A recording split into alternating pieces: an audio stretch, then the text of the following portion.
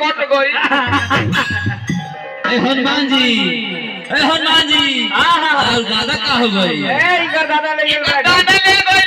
वो काहे खाती 100 पीटे खाती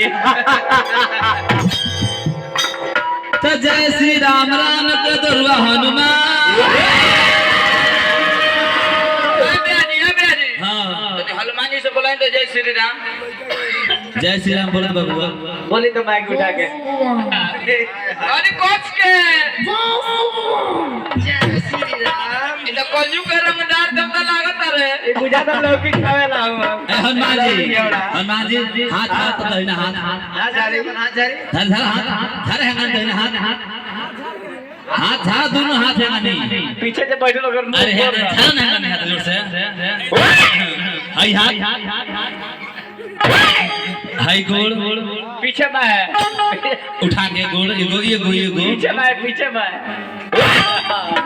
हगो गोल ए बेजी हां देखा पिछवा भी अंदर बैठल को मुंह मत भोभो तो मुंह माटी ले ए बेजी